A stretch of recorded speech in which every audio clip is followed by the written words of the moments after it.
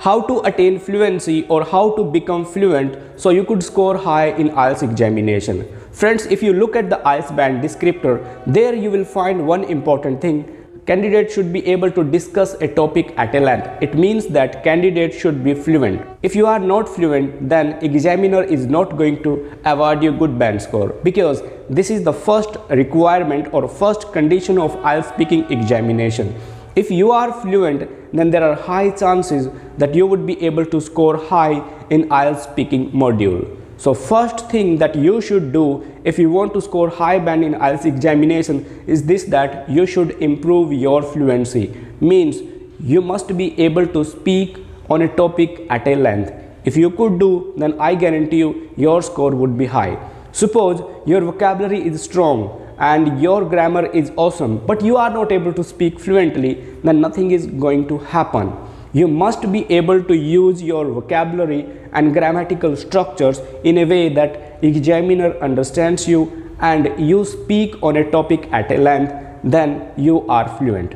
So in this video, we are going to talk how you can become fluent so you could score high in IELTS examination. To be fluent in English, we need practice, and we should practice those things that we use frequently. If you look at the complete IELTS speaking test, there you will find there are three parts. In part 1, mostly questions are related to you. In part 2, there you have to deliver a speech for 1 or 2 minutes, and in part 3, you are required to discuss some questions or topic with examiner. This is the structure, and if you analyze all these three structures, you will find that maximum numbers of questions are from present, some of them are from past, and few belong to future. So what you have to do, you have to learn the structures which are frequently used to describe present, past and future. If you could do so, then you are going to be fluent. For example, mostly when you are asked about likes or dislike, you say, I like playing cricket, I like going to movies, I like hanging out with my friends. Means when you have to describe likes, you use like. Learn this structure to use in past, present and future.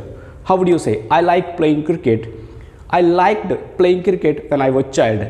I would like to play cricket when I'm in abroad. Means you have to use this structure in all three situations, and if you do so, I guarantee you, you'll be more fluent.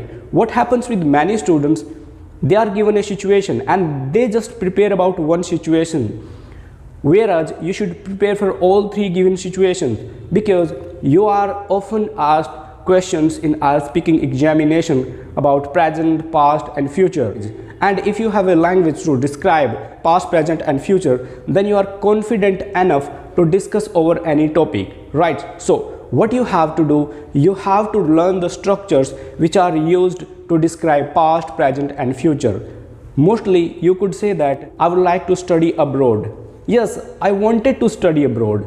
Yeah, I like reading good books. Yeah, I liked reading good books when I was in school. Yes, I would like to read good books in schools. Right, such kind of structures. I want to. This is frequently used in IELTS speaking. I want to say that. This is present. I wanted to say that. That is past, and I would like to say that. This is future. So you have used one structure in all three situations. I have to say. I had to say. I will have to say. Right. So when you learn any grammatical structure to describe any certain situation, what you have to do, you have to learn using it in all three situations. After that, what you have to do, after learning structures related to past, present and future, you have to work on your vocabulary. You may have wide range of vocabulary, but you often are not able to use that, right? So what you have to do, take a word. Suppose we have to use a word influence. Influence means to affect. Okay, my teacher influenced me a lot. This activity will influence people a lot. I was influenced by my teachers. I am going to influence you. Means use one word in different situations, so this become part of your active vocabulary with the help of learnt grammatical structures. When you will use vocabulary with structures, this makes you active speaker and you become more fluent. You will not have to look for the words because you have already practiced structures and vocabularies, and this is going to make you more fluent and you are going to discuss a topic on a length. third thing that you can apply to be fluent, prepare a topic, right? You have to prepare all the expected topic or frequently asked topics. Be ready for IELTS examination. There are about 20 topics, and all these 20 topics you have to practice in past, present and future. If you practice all these topics in all three situations, then you are not worried that what kind of questions are asked. So here I would like to talk about a real exam experience of my student. He was asked a topic, talk about a time to have a cycle journey. Before exam he prepared a journey that he took by cycle, but he could not translate that in future. This happens with many students. They are concerned or they are worried about one particular situation. They do not practice that in different situations.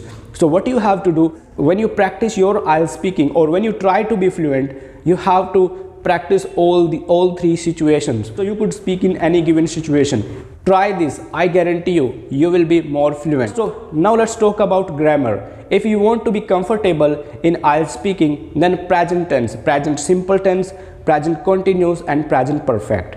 Past simple tense, past continuous and past perfect. Future simple and future continuous. You have to prepare these tenses well. Apart from this, you have to prepare modals: can, should, would, may and might. Prepare these structures as better as you can, and this will not take you more than 5 days. After 5 days, you would be able to use these structures in your speaking and learn few idioms and phrases, so your language becomes natural, right?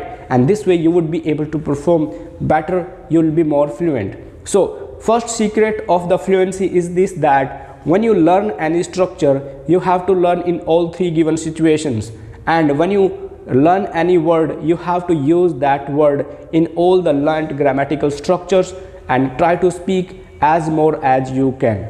And third thing, try to speak English with your friends, not with your teachers. You can deliver a speech before your teacher, or you could answer your teacher. No, you have to practice speaking English with your friends, so you become more comfortable talking in English in a natural way. When we talk with our friends, we are at ease, we speak effortlessly, and when we have to answer to our examiner or class teacher, we try to be casual. We do not try to be at ease. We think that this is test.